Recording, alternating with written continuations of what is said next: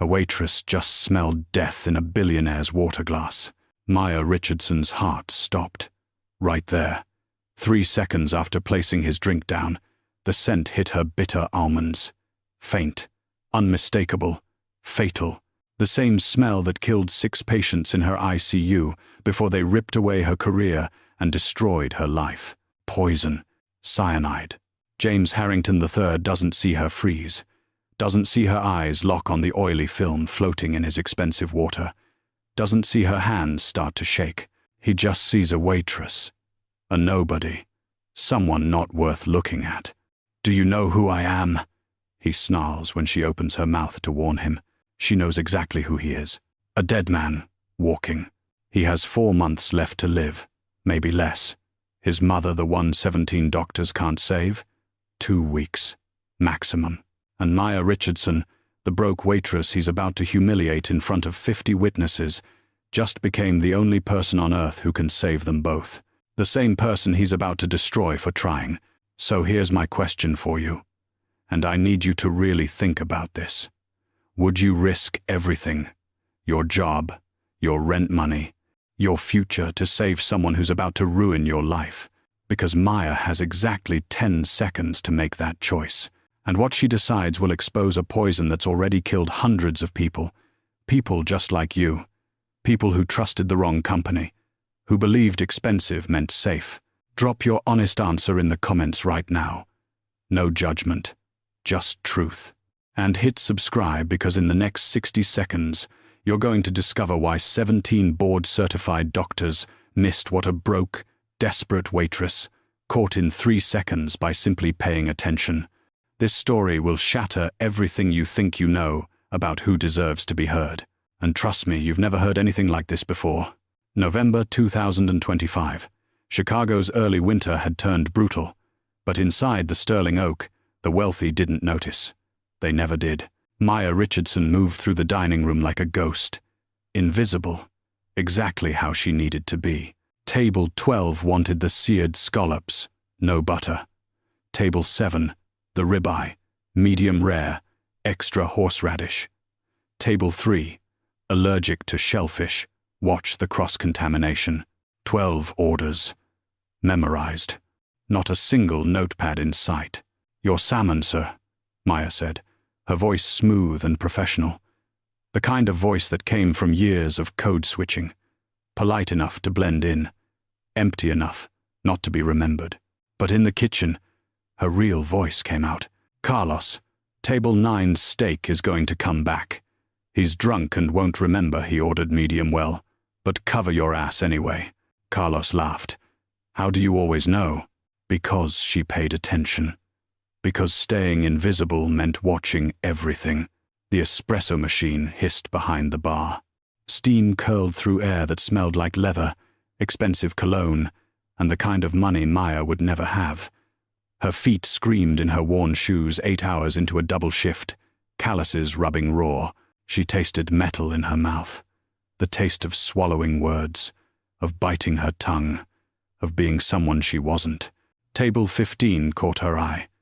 Elderly woman, trembling hands reaching for her wine glass. Maya moved without thinking, repositioned the glass 6 inches left, closer to the woman's plate, away from the table edge. Fall risk. Reduced fine motor control. Possible early-stage Parkinson's. The woman didn't notice. Nobody did. Table 8. Middle-aged man, breathing irregular, slight wheeze between sentences. Left hand unconsciously rubbing his chest. Possible angina. Cardiac issue developing. Maya's brain catalogued it automatically, filed it away, kept moving. Then table 6 started choking. Businessman. 50s. Piece of steak lodged in his throat, face turning red, panic in his eyes. Maya crossed the dining room in 4 steps. Heimlich maneuver. Textbook perfect. 3 abdominal thrusts. The steak chunk flew out. The man gasped air. And Maya stepped back like nothing happened. "You're fine, sir. Breathe, slowly." The man stammered thanks. His dinner companions stared. Maya disappeared back into the kitchen before anyone could ask questions. Her phone buzzed in her locker. She checked it during her break. Bank alert. Balance, $347.18. Landlord, rent, overdue. $900 due by Friday, or eviction proceedings begin. Emma, hey sis, tuition deadline moved up. Need $2,400 by next week. I can drop out if... Maya closed her eyes, breathed, texted back, don't, I'll handle it. She opened her locker. Inside, her old life stared back at her. Introduction to Clinical Toxicology. The textbook spine cracked and worn. Dog-eared pages in the cyanide chapter. She'd read it 17 times. Still did. A framed photo of her mother. Beautiful. Smiling. 42 years old in that picture. Dead 6 months later, from a preventable medical error that nobody caught because nobody was paying attention. And there, still in its frame, her nursing license, Maya Richardson, RN, revoked. Why do you keep that thing? Dorothy stood in the doorway. 72 years old, came to the Sterling Oak every Thursday for the salmon, always sat in Maya's section. Reminder, Maya said quietly, of who I still am, regardless of what they took from me. Dorothy's eyes softened. She'd been a nurse once, too. She understood. Maya's phone was still open. She glanced at the browser tab she'd been researching before her shift. Vitality Essence. Supplements. Corporate ownership records. She clicked it. Shell companies. LLCs registered in Delaware. Ownership buried under 6 layers of Richardson. Maya slammed the browser closed. Manager Gerald stood there, arms crossed. Break's over. Table 4 needs water. Yes, sir. Gerald left. Maya exhaled. Dorothy watched her with those sharp, knowing eyes. You see things others miss, honey. Always have. It's like you've got X-ray vision for trouble. Maya smiled, but it didn't reach her eyes. Sometimes seeing things just makes everything harder. Maybe, Dorothy said. Or maybe you see things because someone needs to. Maya grabbed her notepad and headed back to the dining room. She didn't know that in 20 minutes, her X-ray vision for trouble was about to see something that would destroy what was left of her life. Or save 2 people who didn't even know they were dying. He entered like he owned the place. Because he did. James Harrington III walked through the Sterling Oaks entrance at exactly 7:47 p.m., 3 men in expensive suits trailing behind him like disciples following a prophet. Manager Gerald materialized instantly, nervous, sweating despite the air conditioning. Mr. Harrington, your usual table is ready, sir. James didn't respond. Didn't even look at Gerald. Just walked past him like he was furniture. The entire dining room noticed. Conversations dropped to whispers. Heads turned. Someone pulled out their phone to discreetly photograph him. The sommelier appeared without being summoned, presenting a bottle of wine like an offering to a king. The 2015 Chateau Margaux, Mr. Harrington. $800. Shall I decant? James waved his hand. Yes. Still hadn't spoken a word. Maya watched from across the room. Studied him. Tom Ford charcoal suit. Custom tailored. Probably cost more than her entire year's rent. Patek Philippe. Watch on his wrist. She recognized it from a magazine she'd flipped through in a waiting room. $85,000. For a watch. But it wasn't the clothes that told her who he was. It was his posture. Spine straight. Shoulders back. Chin slightly elevated. The physical language of a man who'd never been told no in his entire life. Who'd never had to ask for anything. Who expected the world to rearrange itself around his presence. His smile was perfect. White teeth. Practiced charm when he greeted his business associates. But it never reached his eyes. Not once. Maya had seen that look before. Men who smiled at you while looking through you. Men who saw service workers as part of the scenery. Useful objects. Not people. The associates settled in. Real estate developers, from the sound of their conversation, talking about a $12 million development deal on the Gold Coast. Luxury condos, displacing 300 low-income families, but they called it urban renewal. James dominated the conversation. voice smooth, confident, absolutely certain of every word. Then his phone rang. Everything changed. His entire face shifted. The mask cracked. Suddenly he looked human. "Excuse me," he said, stepping away from the table. "I need to take this." Maya was close enough to hear. "How is she today?" His voice was different now. Softer, worried. "Did the neurologist find anything?" Silence, as he listened. 3 months. 17 specialists.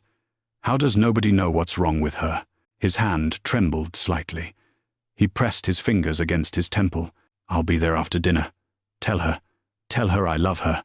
He hung up, stood there for 5 seconds, composing himself. Then the mask slid back on. Perfect smile, cold eyes. He returned to the table. "Everything all right?" one associate asked. "Fine," James said, but his hand was still shaking. "My mother's been ill. Doctors can't figure it out." "Sorry to hear that, man." James waved it off. "I've been off lately myself.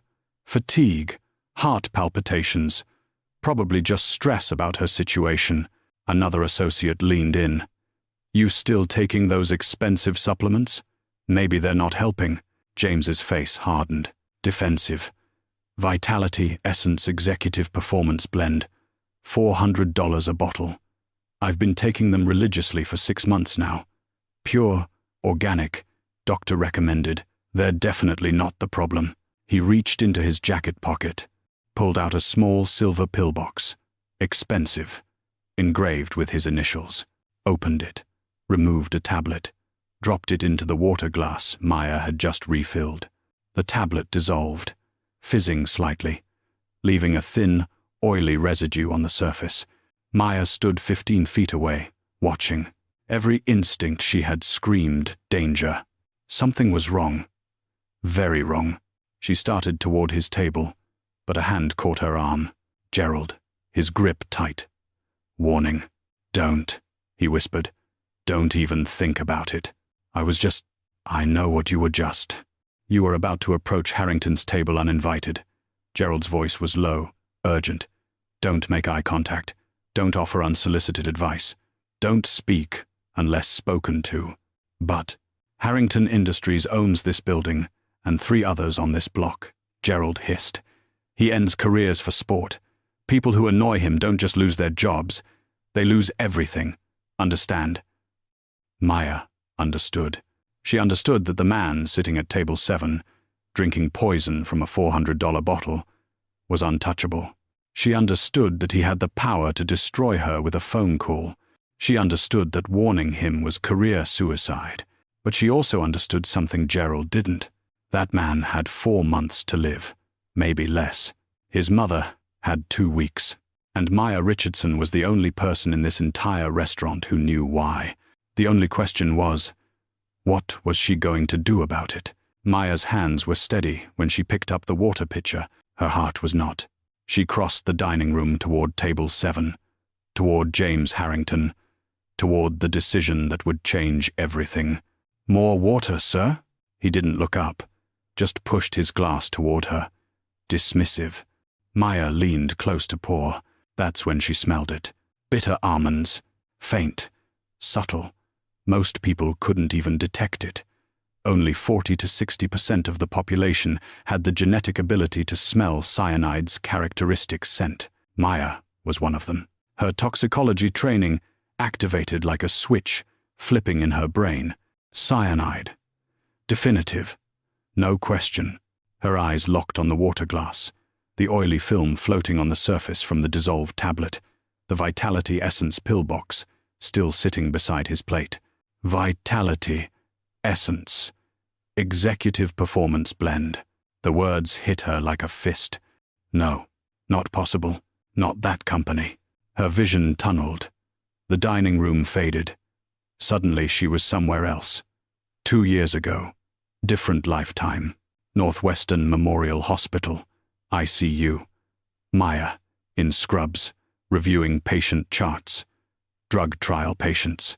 6 of them, all showing the same symptoms. Unexplained cardiac events. Neurological decline. Death. The pharmaceutical company said it was pre-existing conditions. Coincidence. But Maya knew better. She investigated, found the buried data, the evidence they'd hidden, proof their drug was killing people. She reported it to the FDA. That's when Marcus Webb came for her. Pharmaceutical executive. $1 billion company. Legal team that could bury God. They fabricated a malpractice claim. Unrelated patient death. Blamed Maya. Buried the evidence that proved her innocence. Buried the evidence that proved his guilt. The courtroom. His lawyers. Her public defender, who didn't have time for her case. Her medical license shredded. Her career annihilated. Her bank account, $127,000 in debt from legal fees she couldn't afford. Her reputation destroyed. Marcus Webb walked away clean. His company paid a fine. He pivoted to a new business. Supplements. Unregulated. Natural wellness. Vitality. Essence. Maya's hand trembled. Water spilled over the rim of James's glass. "Careful," he said, annoyed. She barely heard him. Marcus Webb, the man who destroyed her life. He owned this company, and he was poisoning people again. James's voice cut through her thoughts. He was talking to his associate. "I don't know what else to do for my mother. The doctors are baffled. Unexplained weakness, cardiac arrhythmia, confusion. And her skin, it has this strange pink tone they can't explain." Maya's breath stopped. Pink skin tone, cardiac arrhythmia, confusion, weakness. Textbook. Absolutely textbook. Chronic cyanide poisoning. Her mind raced. Catherine Harrington. 3 months of symptoms. James said she'd been sick for 3 months. James. 6 months on the supplements. Lower dosage, milder symptoms. The timeline matched perfectly. Both of them. Mother and son. Being poisoned by the same contaminated supplements. 17 doctors had tested for everything except the obvious. Because wealthy people don't get poisoned by expensive products. Because $400 supplements from Beverly Hills wellness companies are supposed to be safe. Nobody had tested for environmental toxins. Nobody had questioned their lifestyle products. Nobody had paid attention to what they were putting in their bodies every single day. Maya's body moved before her brain could stop it. "Mr. Harrington." He looked up, irritated that she was still standing there. "I don't mean to interrupt, but those symptoms you just described, has anyone tested your mother for toxic exposure?" The table went silent. James stared at her. "What?" "Environmental toxins. Heavy metals. Cyanide specifically." Maya's voice was steady, calm, clinical. "And you should stop taking that supplement. Immediately." His face transformed. Confusion to disbelief to contempt in 3 seconds. "Excuse me?" Maya pressed on. She'd already started. "No going back now. The bitter almond smell, the symptoms you described, the timeline of her illness. It's consistent with chronic cyanide poisoning. If you both started taking Vitality Essence products around the time symptoms began—" "A waitress," James interrupted, his voice ice cold, "is playing doctor." The entire restaurant was watching now. 50 witnesses, all of them silent. Maya's hands shook. "I'm trying to help. Gerald." Manager Gerald appeared instantly. "Yes, Mr. Harrington? If this woman approaches my table again, she's terminated." James's eyes never left Maya's face. "Security. Note her face. She's not to come near me or my associates." "Sir, I'm not—" "You're not a doctor," James said, standing now, towering over her. Using his height, his power, his position to make her small. "You serve food. You refill water. You do not diagnose medical conditions. I'm trying to save your life," Maya said quietly, "and your mother's." His smile was cruel. "My mother has 17 board-certified specialists from the best hospitals in Chicago. She doesn't need medical advice from someone who couldn't make it through community college." The words hit like bullets. Someone at a nearby table gasped. Maya felt her face burning. "The supplements you're taking are contaminated. Both of you. If you don't get tested, one more word, James said, his voice deadly quiet, and I will have you blacklisted from every restaurant in this city. Test me. Maya stood there, 50 people watching, her career hanging by a thread, her rent due in 3 days, her sister's tuition deadline approaching. She could walk away, stay silent, stay invisible, stay safe, or she could keep fighting for 2 people who would never thank her, who were dying and didn't know it. Please, she whispered. Just test for it. That's all I'm asking. James turned to Gerald. She's done here. Escort her away from my table. Gerald grabbed Maya's arm, pulled her back. She stumbled, retreated, the water pitcher still in her shaking hands. The dining room stayed silent. James sat back down, picked up his wine glass, took a drink, dismissed her from existence. But Maya saw it. The slight tremor in his hand, the faint wheeze in his breath, the pink tint to his skin under the restaurant lights. 4 months, maybe less. James Harrington III had built a real estate empire worth $800 million. He'd done it by reading people, by knowing in 3 seconds whether someone was worth his time. In 3 seconds, he'd categorized Maya Richardson: ignorant, presumptuous, irrelevant. What he didn't know, her toxicology expertise exceeded most of the specialists treating his mother. What he didn't know, she'd just diagnosed what 17 doctors had missed. What he didn't know, she was right. And he had maybe 4 months to live. Gerald's office smelled like stale coffee and disappointment. Maya sat in the chair across from his desk, hands gripping the armrest so hard her knuckles turned white. Jaw clenched, breathing measured, controlled. She would not cry. Not here, not in front of him. One more incident like that, Gerald said, his voice tight with anger. And you're done. Finished. Do you understand me? Maya nodded. I don't care if the building is literally on fire. I don't care if someone is having a heart attack at his table. You do not approach James Harrington. Ever. Are we clear? Yes, sir. Get back to work. Maya stood, walked out, closed the door behind her with careful precision. Her hands were still shaking. The break room was empty except for Dorothy. The elderly woman sat in the corner, her Thursday salmon long finished, but she'd stayed, waiting. I know that look, Dorothy said quietly. You saw something medical. Maya collapsed into the chair across from her, pressed her palms against her eyes. Talk to me, honey. Chronic cyanide poisoning, Maya whispered. Both of them, him and his mother. The supplements he's taking, the symptoms he described, it's textbook. Dorothy didn't dismiss her, didn't laugh. She'd been a nurse for 40 years. She knew. If you say it's poisoning, Dorothy said. Question is, what are you going to do about it? He won't listen. The doctors won't listen. Nobody listens to a waitress. I know. Dorothy's voice was gentle. But you're not really a waitress, are you?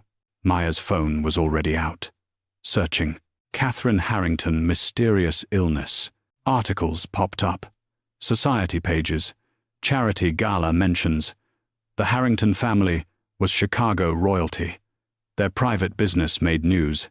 Harrington matriarch, battling unknown condition. Family spokesperson confirms. 17 specialists consulted as Catherine Harrington's health declines. Top doctors baffled by mysterious illness affecting prominent Chicago philanthropist.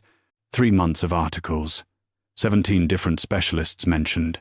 Cardiologists, neurologists, oncologists, even infectious disease specialists. All of them treating symptoms. None of them finding the cause. They're testing for zebras, Maya muttered. Rare diseases, exotic conditions. Because wealthy people don't get poisoned by the expensive products they buy. She searched deeper. Vitality, Essence, corporate ownership, shell companies, LLCs registered in Delaware, ownership buried under layers of legal protection. She dug deeper, cross-referenced corporate filings, followed the money, and there it was. Vitality, Essence, Wellness Corporation, Principal Officer, Marcus Webb. Maya's face went pale. What? Dorothy asked. What is it? The man who destroyed my career owns that supplement company. 2 years ago. Northwestern Memorial Hospital ICU. Maya noticed the pattern first. Drug trial patients dying, 6 of them, cardiac events, neurological decline. The pharmaceutical company Webb Pharmaceuticals blamed pre-existing conditions, but Maya investigated, found the buried data, the evidence they'd hidden, proof their drug caused the deaths. She reported it to the FDA. Marcus Webb came for her 3 days later. His legal team fabricated a malpractice claim. Unrelated patient death from 6 months prior. They blamed Maya, said she'd administered the wrong medication. They buried the evidence proving her innocence. Security footage showing she'd followed protocol exactly. Witness statements from other nurses. Gone. All of it. The courtroom was a massacre. His lawyers versus her overworked public defender. She lost everything. Medical license. Revoked. Career. Destroyed. Savings. $127,000 in debt from legal fees she couldn't afford. Reputation. Annihilated. Marcus Webb's company paid a small FDA fine. He resigned, walked away clean. 6 months later, he launched a new business. Supplements. Unregulated. Natural wellness. Vitality. Essence. He pivoted, Maya said, her voice hollow. After the FDA came after his pharmaceutical company, he moved to supplements. No regulation, no oversight, and he's poisoning people again. Dorothy's hand covered Maya's. This isn't just about saving them anymore, is it? No, Maya said. It's not. This was about Marcus Webb, the man who destroyed her life, who was now killing people with contaminated products, hiding behind organic marketing and expensive price tags. This was about finally stopping him. Maya's decision crystallized.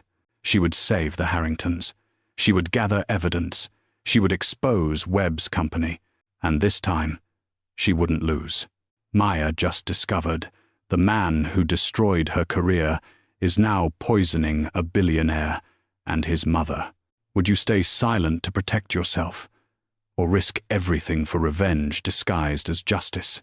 Drop your honest answer below. And subscribe right now, because what Maya does next starts a chain reaction that will expose 1,200 victims in 6 states. A poison empire built on trust, destroyed by a waitress who refused to stay silent. You won't believe what happens next. Maya's day off. She should have been sleeping, catching up on rest her body desperately needed. Instead, she stood outside Mercy Heights Medical Center, staring at the entrance. She couldn't let it go. 2 people were dying, and she was the only one who knew why. The hospital cafe was on the ground floor. Glass walls. Perfect view of the main corridor. Maya ordered coffee she couldn't afford. $3.50. Sat by the window. Watched. Doctors and nurses moved through the hallways. White coats. Scrubs. The life she used to have. Then she saw her. Dr. Patricia Chen, 45 years old. Catherine Harrington's primary physician. Maya had found her name in the news articles. Dr. Chen looked exhausted. Dark circles under her eyes. Shoulders slumped. The walk of someone carrying weight they couldn't put down. She entered the cafe alone. Ordered coffee. Black.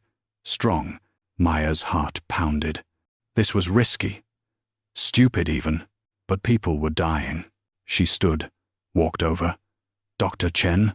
The doctor looked up. Confused. Yes. I'm a friend of the family. The Harringtons. I wanted to ask about Catherine. How is she? Dr. Chen's face softened. Desperate for someone to talk to. Someone who cared. Not good, she said quietly. She shouldn't be sharing this. HIPAA violations. But exhaustion made people careless. 3 months, 17 specialists. Every advanced diagnostic test available. Nothing. We can't find what's wrong. What are her symptoms? Weakness. Confusion. Cardiac arrhythmia. Her symptoms worsen daily. Dr. Chen's voice cracked. If we don't find the cause soon, she'll... She didn't finish. Didn't need to. Maya sat down across from her. Have you checked environmental factors? Environmental? New. Medications. Supplements. Dietary changes. Dr. Chen shook her head. Catherine only uses the finest organic products. Vitality, Essence, wellness supplements. $400 per bottle. From Beverly Hills. The most exclusive wellness company in the country.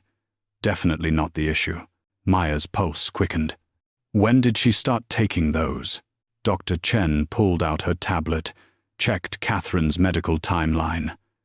Let's see. 3 months ago. Her finger stopped on the screen. Wait. That's exactly when her symptoms began. Cognitive dissonance crossed her face. The dots connecting, but her brain fighting it. Expensive products from prestigious companies don't poison people. That's not how the world works. Except it is. Dr. Chen, Maya pressed carefully. Her son James. Does he take similar products? The doctor looked up sharply. How do you know about? She stopped herself. Who are you really? Does he? Maya asked again. Dr. Chen's professional walls crumbled under exhaustion. He mentioned taking their executive performance line. 6 months. Why are you asking? This was the moment. Maya could walk away. Or she could risk everything. Because I think they're both being poisoned by those supplements. Silence. Dr. Chen stared at her. That's not possible. Chronic cyanide exposure, Maya continued. From improperly processed apricot kernels. It's used in some wellness supplements. When processed incorrectly, the cyanide isn't neutralized. Low-dose daily exposure causes exactly the symptoms you're seeing. Who are you? Dr. Chen demanded. Someone with toxicology training who's seen this before. Maya's voice was steady. Calm, clinical. Please, just test for cyanide. Blood levels. Test the supplements themselves. You'll find elevated cyanide in both their blood work. Dr. Chen's professional pride was stung. A stranger telling her how to do her job. A stranger diagnosing what 17 specialists missed. But she was also intrigued. Catherine's symptoms. James's fatigue and heart palpitations. The timeline matching when they started the supplements. The pink skin tone that nobody could explain. It's a classic sign of cyanide poisoning. If you're wrong, then you've ruled out one more possibility, Maya said. But if I'm right, you have maybe 2 weeks before Catherine dies, and 4 months before James follows her. Dr. Chen stood. I'll consider it. Consider it fast, Maya said quietly. Time is something they don't have. The doctor walked away. Maya watched her go. She'd done all she could. Now she had to wait. James Harrington III sat beside his mother's hospital bed, holding her hand. Catherine lay unconscious. Monitors beeped steadily. IV drips fed medication into her veins. Medication that wasn't working, because nobody knew what they were treating. Her condition had deteriorated overnight. Again, I'm sorry, Mom, James whispered, words he'd never say if she were awake.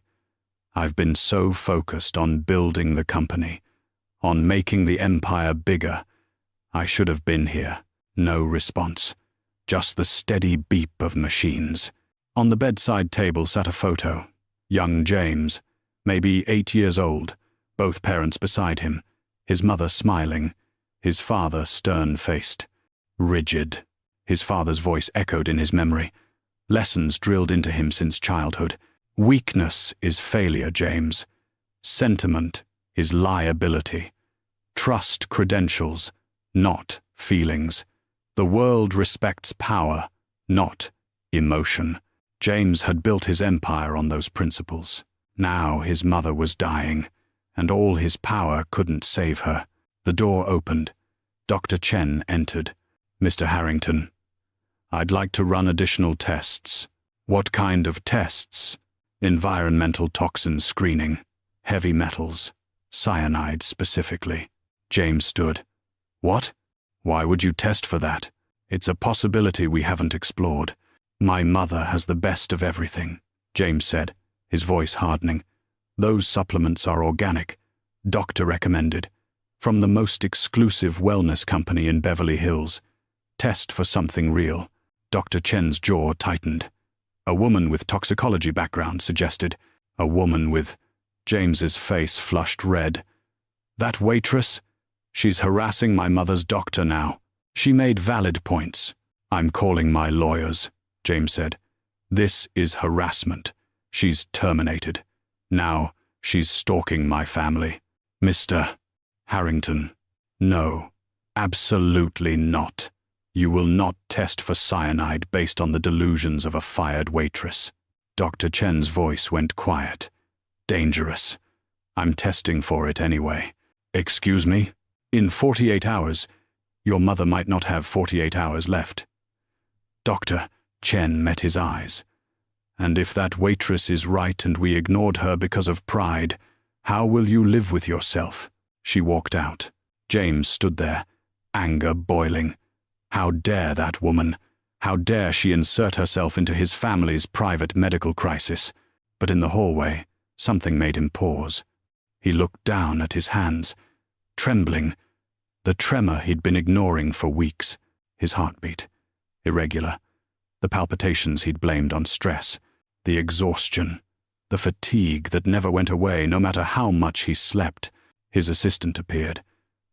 Sir, that waitress filed a formal complaint about discriminatory treatment.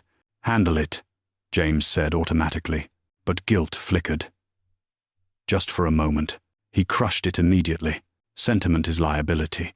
He returned to his mother's bedside and tried not to think about his trembling hands. 2 days later, evening shift at the Sterling Oak. Maya was refilling water glasses when Gerald appeared. My office. Now. She knew. Of course she knew. She'd been waiting for this. Gerald's office. The door closed behind her with a finality that felt like a coffin lid slamming shut. You're done, Gerald said.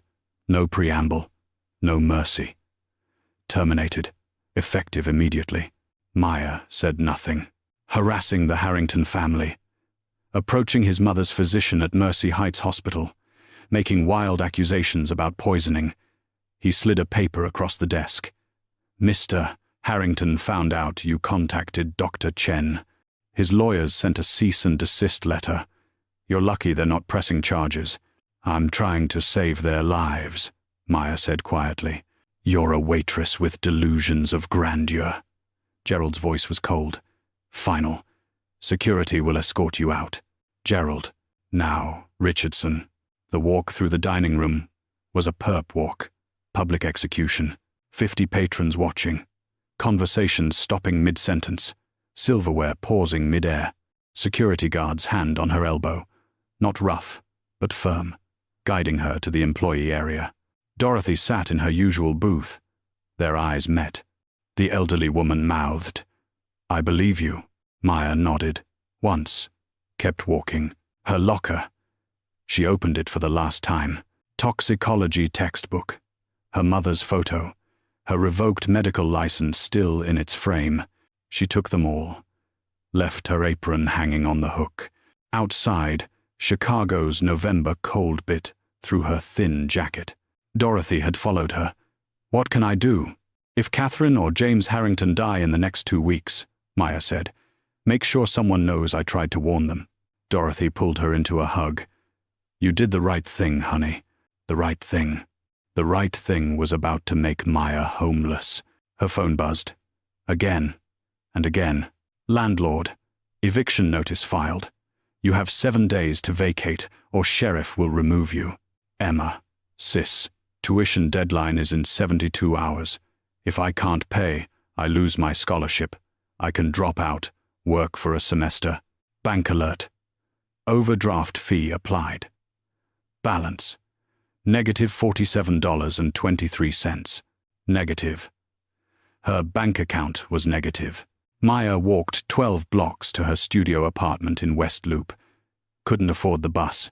Inside, she locked the door, set down her box of belongings, and broke. Not pretty crying. Not dignified grief. Rage. Pure. violent rage.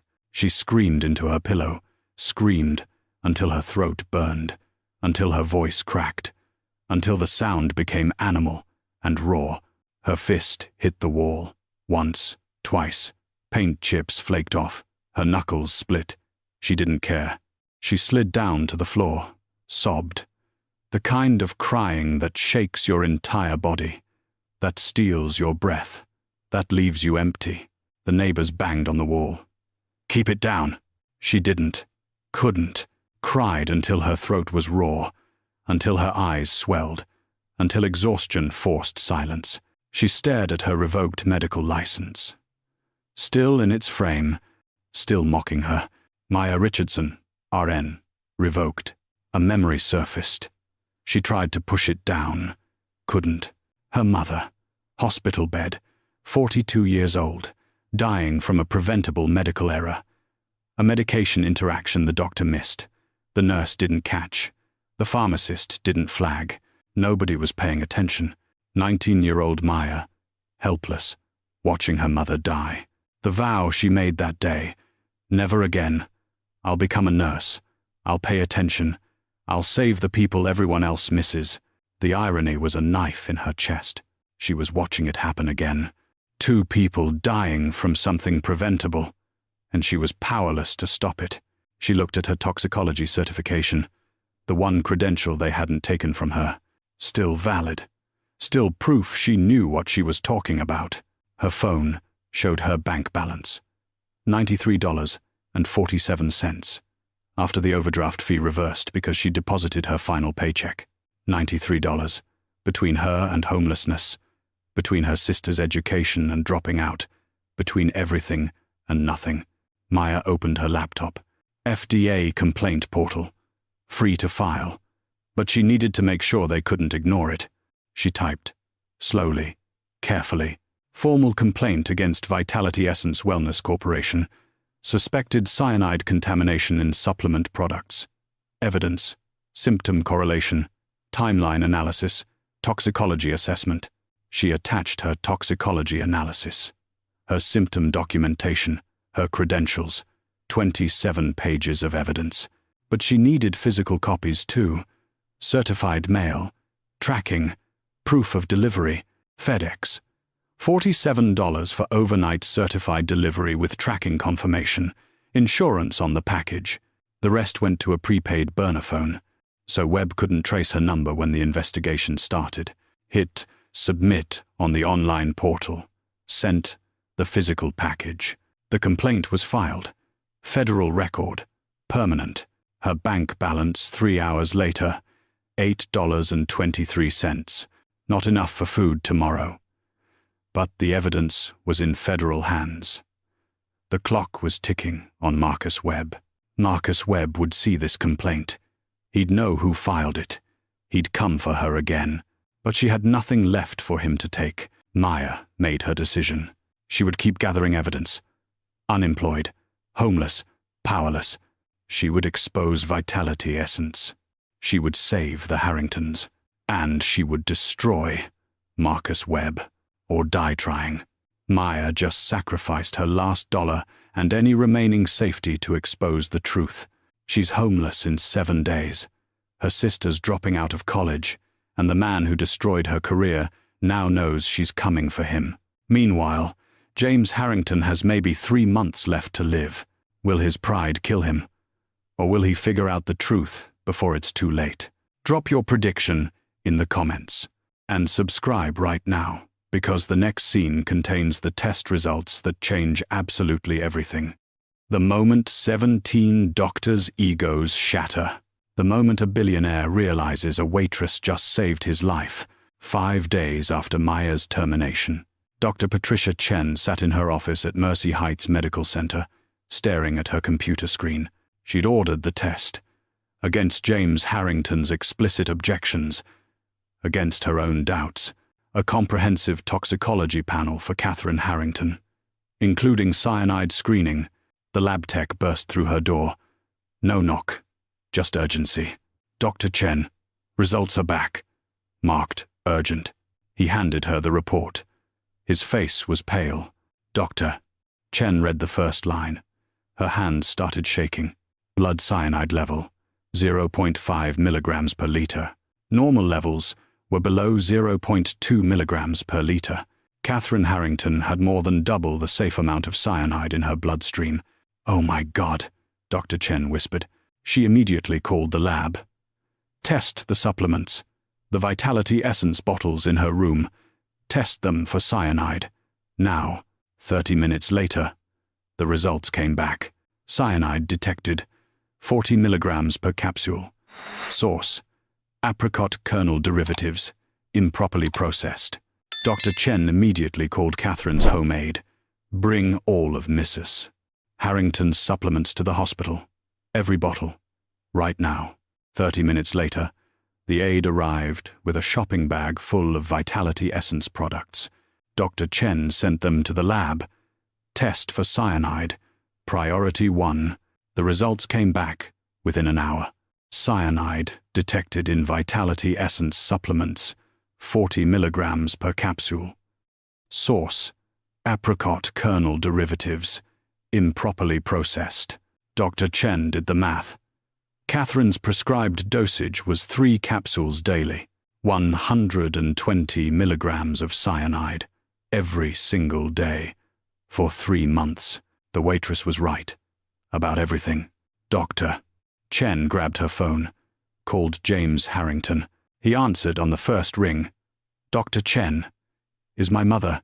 Your mother is being poisoned," Dr. Chen said.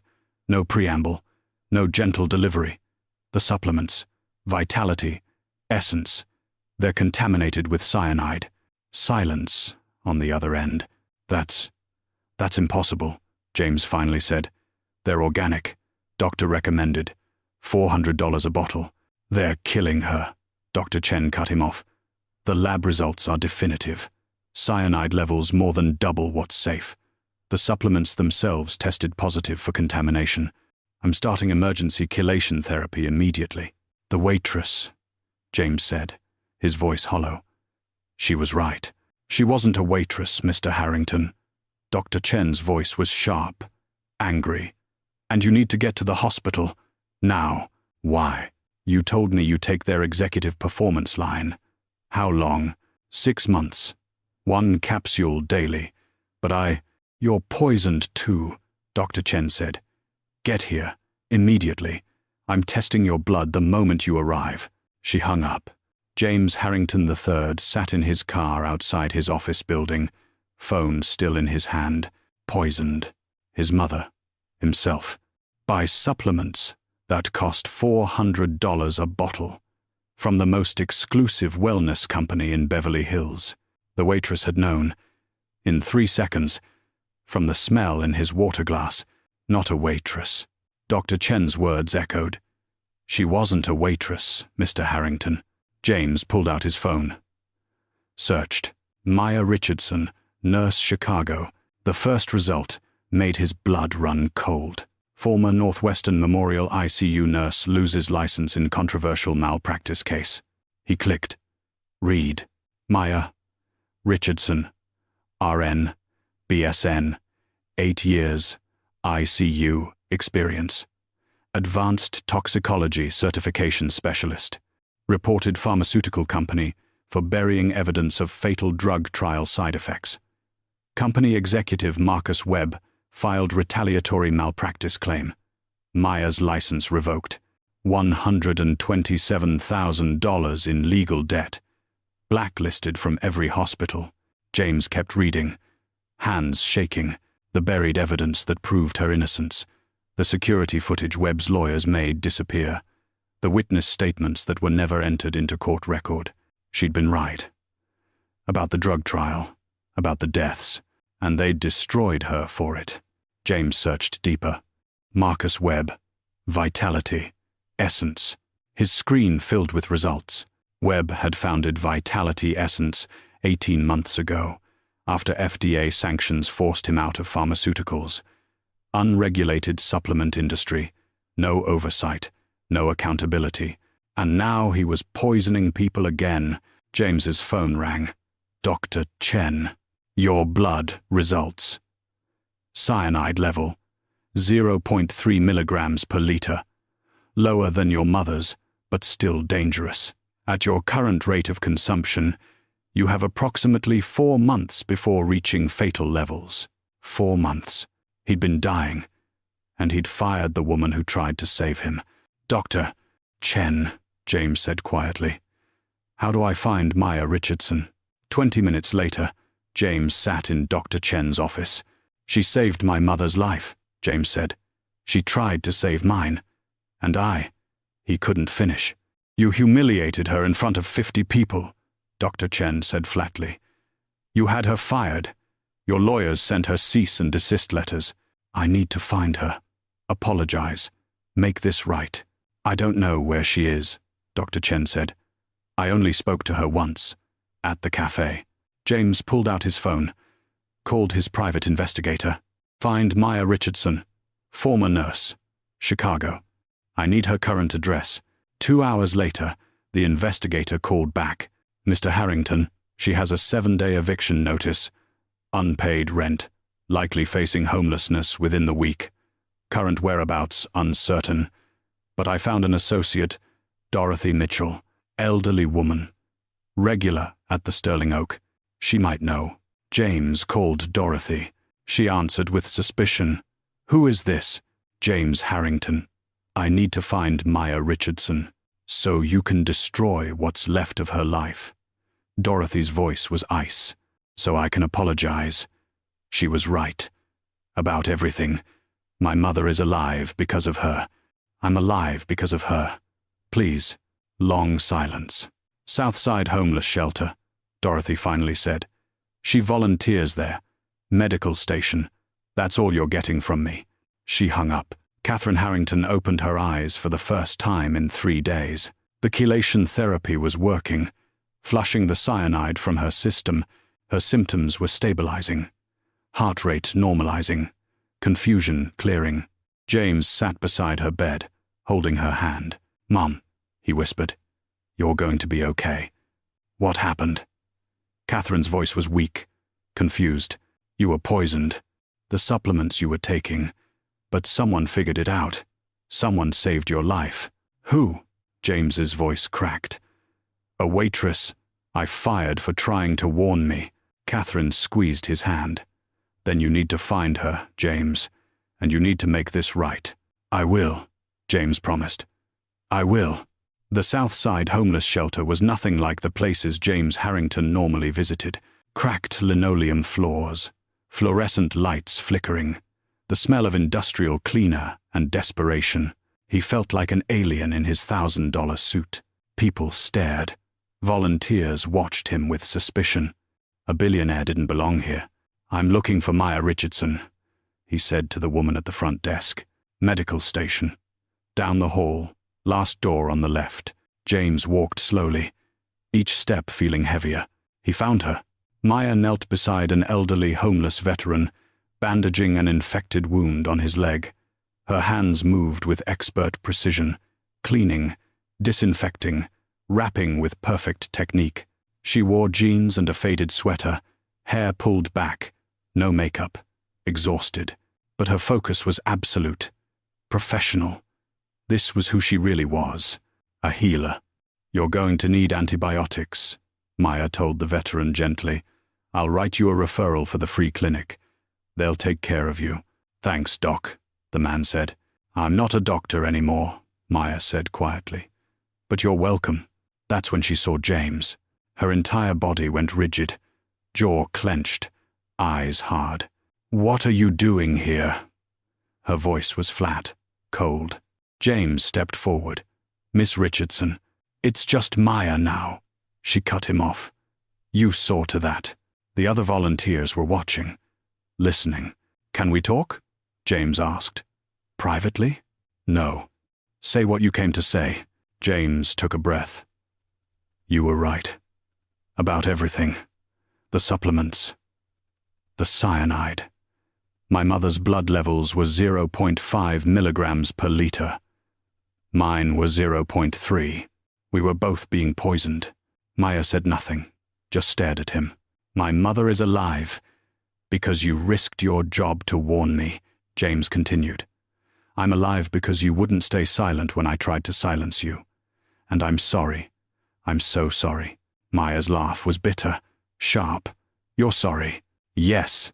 Your apology doesn't pay my rent, Maya said, her voice shaking with controlled rage. It doesn't pay my sister's tuition that she had to defer because I couldn't afford it anymore. It doesn't give me back the week I spent sleeping in my car with an eviction notice hanging over my head. It doesn't erase the humiliation of being escorted out of that restaurant like a criminal. James flinched. Every word, a deserved blow. I did what any healthcare provider should do, Maya said. I saw someone dying and I tried to help. That's all. You don't get credit for finally listening. I know, James said quietly. I know I don't, but I want to help fix this. I've been investigating. I know what Marcus Webb did to you. Maya's eyes narrowed. What do you know? The false malpractice claim. The buried evidence that proved your innocence. The security footage his lawyers made disappear. The witness statements that were never entered into court.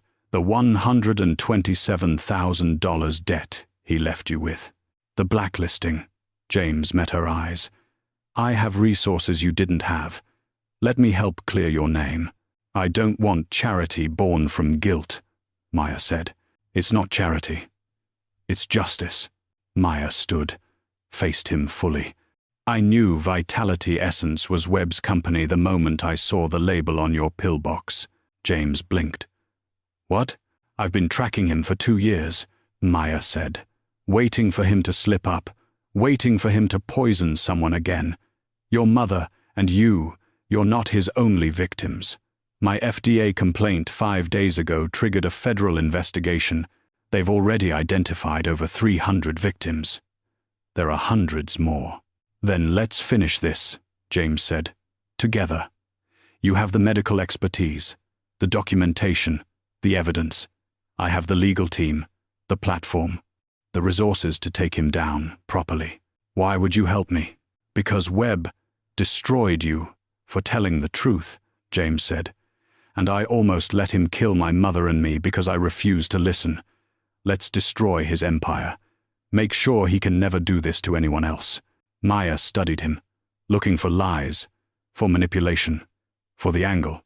She saw only genuine remorse and determination. I have conditions, Maya said. Name them. I want my medical license back. Full reinstatement with public acknowledgement that the malpractice claim was false. Done. I want Marcus Webb in prison. Real prison. Not some white-collar resort. My lawyers are already building the case, and I want every victim compensated. Not just your mother and you. Every single person who bought his contaminated products. Full medical coverage for treatment. Financial compensation for damages. Agreed. Maya held out her hand. Then we have a deal. James shook it. Her grip was strong, steady. One more thing, Maya said. I'm not doing this for you, or your mother. I'm doing this for every person Webb has poisoned. Every person the system failed. Every invisible person who got sick, and nobody believed them. I understand, James said. I don't think you do, Maya said. But you will. 2 weeks later. Harrington Foundation headquarters. Press conference. Every major news outlet in Chicago. James Harrington III stood at the podium. Maya Richardson beside him. She wore professional attire, a gift from Catherine, who'd insisted. Tailored blazer, clean lines, restored dignity. But Maya's posture was her own. Spine straight, chin up, unashamed. James began. 2 weeks ago, my mother was dying. 17 of the best doctors in Chicago couldn't diagnose her. I was dying too, and I didn't even know it. The room was silent. Cameras rolling. We were being poisoned. Chronic cyanide exposure from contaminated wellness supplements. Vitality Essence products. The supplements we trusted because they were expensive. Organic. Recommended. He paused. Looked at Maya. One person figured it out. In 3 seconds. From the smell of my water glass. Cameras turned to Maya. Maya Richardson tried to warn me, James continued. And I had her fired. I humiliated her. I threatened her. I sicked my lawyers on her. Because I assumed that someone serving my table couldn't possibly know more than 17 board-certified specialists. His voice cracked. I was wrong. And my prejudice almost killed my mother and me. He stepped aside. Maya, please. Maya approached the microphone. My name is Maya Richardson, registered nurse, former ICU toxicology specialist. I lost my medical license 2 years ago for exposing pharmaceutical fraud. The same executive who destroyed my career owns Vitality Essence. Marcus Webb. He's been poisoning people for profit for years. The system has protected him. Until now. The room erupted with questions. Maya spoke over them. The FDA raided Vitality Essence headquarters 3 days ago. They've identified over 1,200 victims nationwide. 8 different product lines contaminated with cyanide from improperly processed apricot kernels. Criminal charges have been filed against Marcus Webb for negligent endangerment, fraud, and operating an unregulated pharmaceutical operation disguised as wellness supplements. More questions. Shouting. James stepped back to the microphone. Marcus Webb will face justice. My legal team has provided evidence to federal prosecutors proving Webb's original pharmaceutical company buried evidence that exonerated Miss Richardson in her malpractice case. The Illinois Medical Board is conducting an emergency review to reinstate her license. The story went viral within an hour. Fired waitress saves billionaire's life after 17 doctors failed. Supplement empire crumbles as whistleblower exposes cyanide contamination. Class prejudice nearly kills Chicago billionaire and his mother. The FDA raid footage played on every news channel. Federal agents carrying boxes of evidence out of Vitality Essence headquarters. Marcus Webb in handcuffs. His face pale. Furious. Assets seized. Bank accounts frozen. Victims filing lawsuits by the hundreds. His mugshot became infamous. Illinois Medical Board emergency hearing. 1 week later. James's legal team presented the buried evidence from Maya's original case. Security footage showing Maya following proper protocol exactly. Witness statements from 3 other nurses confirming her innocence. Lab reports proving Webb's drug trial caused the patient death, not Maya's care. All of it suppressed by Webb's lawyers during the original hearing. The board chair read the decision. Miss Maya Richardson's nursing license is hereby fully reinstated. The malpractice claim has been determined to be fraudulent and retaliatory. We offer our formal apology for the miscarriage of justice. Miss Richardson will receive a settlement of $50,000 for wrongful license revocation. Maya sat in the hearing room, didn't cry, didn't celebrate, just nodded once. Justice. Finally. Supporting character resolutions came quickly. Dr. Patricia Chen published an article in the Journal of the American Medical Association, Diagnostic Humility, when a waitress sees what 17 doctors miss. It became the most read medical article of the year. Gerald, the restaurant manager, was fired from the Sterling Oak. Discriminatory practices, creating hostile work environment. The new management issued a public apology to Maya. Dorothy Mitchell became a spokesperson for recognizing working-class expertise in professional settings. She gave lectures, wrote op-eds, became a voice for the invisible. And Marcus Webb sat in a federal detention center, awaiting trial. No bail, flight risk, facing 30 years in prison. His empire in ruins, his reputation destroyed, his victims finally believed. 3 weeks after the press conference, Maya Richardson walked into Northwestern Memorial Hospital, not as a visitor, not as a patient, as a nurse. Her credentials hung from her lanyard. Maya Richardson, RN, BSN, ICU specialist, reinstated, restored, redeemed. She'd received 5 job offers from different hospitals, all of them generous, all of them apologetic. She chose Northwestern. Her old hospital, the place where she'd first noticed Webb's deadly drug trial pattern, coming full circle, but her position was split. Half-time ICU nursing, half-time FBI medical fraud consulting, using her expertise to investigate cases like Webb's. protecting victims who lacked resources to fight back.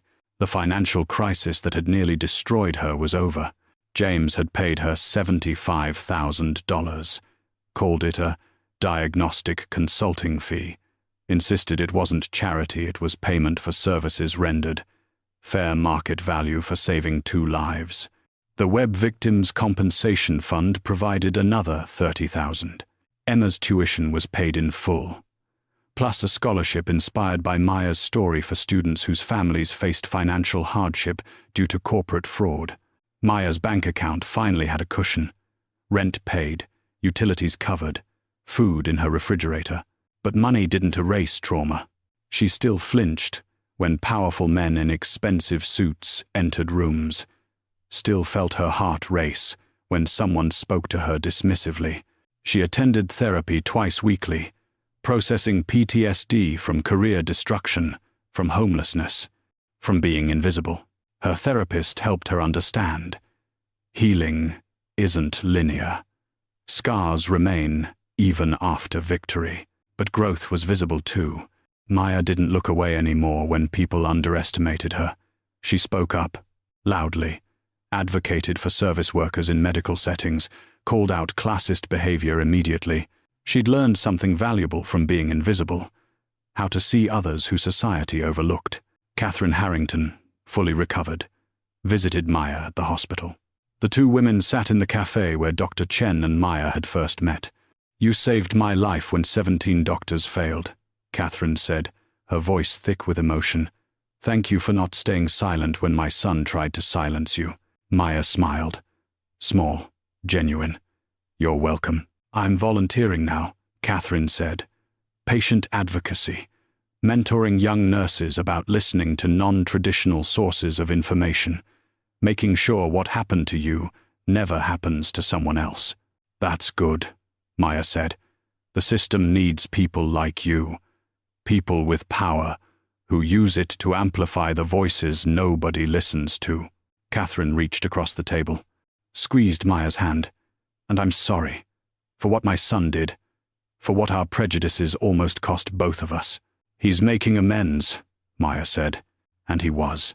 James Harrington had implemented mandatory dignity training for all Harrington Industries employees. 5,000 people learning to recognize and combat class-based prejudice. He'd donated $2 million to a legal defense fund for wrongfully accused healthcare workers, and he'd personally visited every service worker he'd dismissed or mistreated over the years, apologizing, making financial restitution when appropriate. His transformation wasn't perfect. Old habits died hard, but he was trying, genuinely. Maya and James's relationship was complex. Not quite friendship, not quite professional partnership, something in between. Mutual respect, built on his humility and her forgiveness. They collaborated on medical access initiatives, using his resources and her expertise to help people the system forgot. It wasn't redemption. Not fully, but it was a start. Maya was restocking medical supplies in the ICU when the FBI agent arrived. Special Agent Monica Torres, 40-something, sharp eyes, no-nonsense demeanor. "Miss Richardson? I'm Agent Torres. Can we talk?" They sat in a private consultation room. "Your evidence against Vitality Essence became the cornerstone of our federal prosecution," Agent Torres began. "The documentation you provided, the toxicology analysis, the victim correlation data. It was exceptional work. Thank you," Maya said carefully. "Marcus Webb's operation was bigger than we thought. 8 states, 47 shell companies, $47 million in fraudulent revenue, over 1,200 confirmed victims, probably thousands more who don't know yet." Maya listened. "We need expertise like yours," Agent Torres said. "Medical fraud cases are exploding. Fake supplement companies, unregulated wellness products, corporate fraud disguised as healthcare. The victims are usually working-class people who can't afford lawyers, who don't have resources to fight back. What are you asking?" "Consulting position. Part-time. You keep your nursing job. But when we have cases involving medical fraud, pharmaceutical crimes, Toxicology issues, we call you. You analyze evidence. Provide expert testimony. Help us build cases that actually protect people. Maya sat back, thinking. I spent 2 years powerless, she said quietly, watching Marcus Webb build another empire while I served tables and tried not to starve, knowing he was hurting people and I couldn't stop him. And now? Agent Torres asked. Now I can stop people like him. Before they poison 1,200 victims. Before they destroy someone else's career for speaking up. Exactly. Maya nodded. I accept. Agent Torres smiled. Good, because we already have 3 cases that need your expertise. Welcome to the team, Miss Richardson. Later that day, Maya met James for coffee. She told him about the FBI offer. That's perfect, James said. You're exactly who they need. I've been thinking, James continued. The Harrington Medical Research Foundation wants to establish something, an initiative in my mother's name. What kind of initiative? Catherine's Law, James said. Free toxicology screening for patients with unexplained illnesses. No insurance required. No payment necessary. Staffed by nurses who understand working-class barriers to healthcare. People like you. Maya's eyes filled with tears. That's perfect. It's not enough, James said. Nothing can erase what I did. But maybe it prevents the next person from being dismissed. The next waitress who smells death in someone's glass and actually gets listened to. Maybe, Maya said. They sat in silence. 2 people from completely different worlds, brought together by poison and pride, and one woman's refusal to stay silent. Maya Richardson's journey from invisible to invaluable took 2 years of surviving, hiding, and finally risking everything for what was right.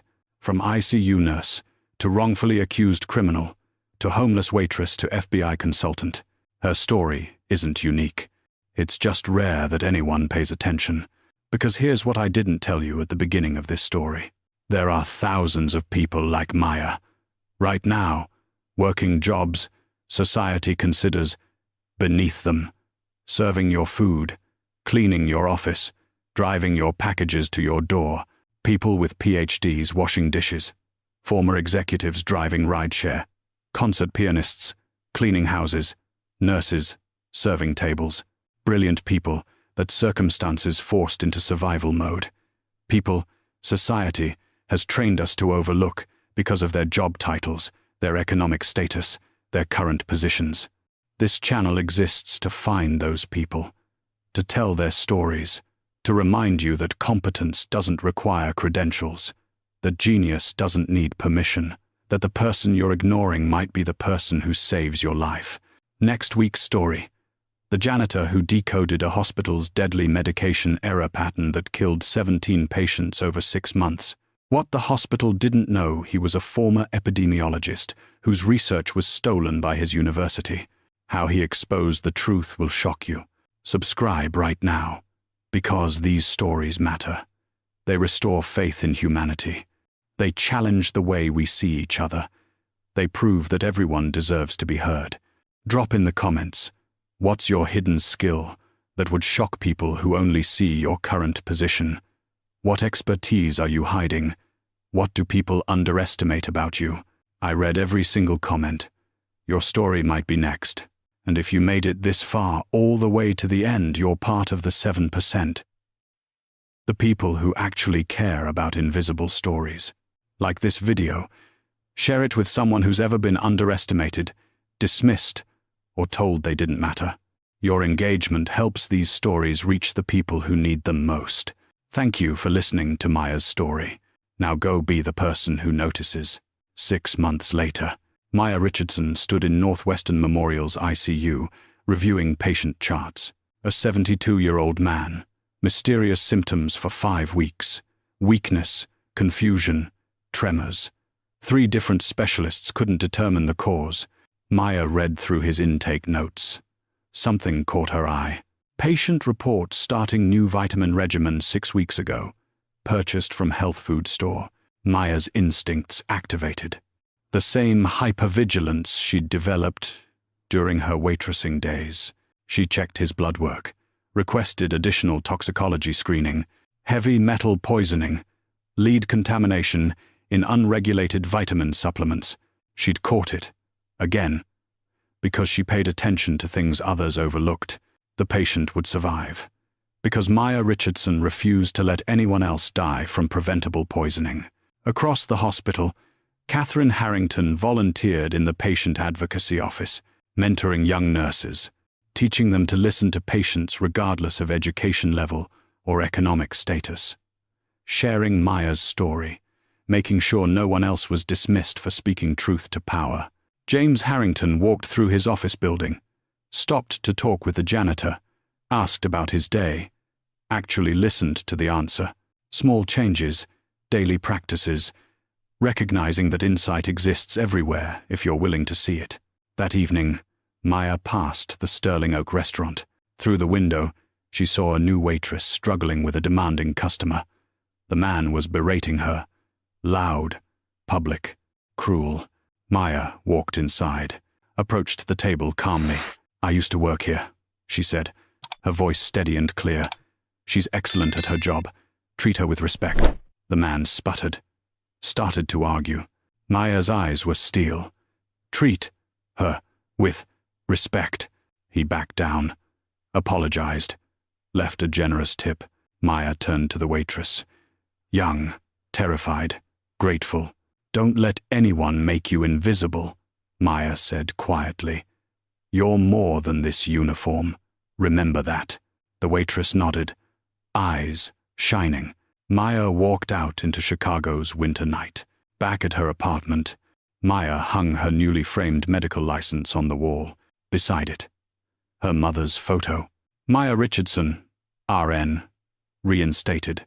She stood back, looked at both. "I did it, Mom," she whispered. "I didn't let them keep me invisible." Competence doesn't announce itself with credentials and titles. It waits. Quietly brilliant, hidden by circumstances, suppressed by systems that value appearance over ability. It serves your table while knowing more than your doctors. It cleans your floors while holding degrees you'll never earn. It exists in every person society trains you to overlook. Maya Richardson was always extraordinary, always brilliant, always capable. She just needed someone brave enough to look past the uniform and see the human being. Someone willing to listen when it mattered most. Be that person. Be the one who notices the invisible people, because someday they might save your life.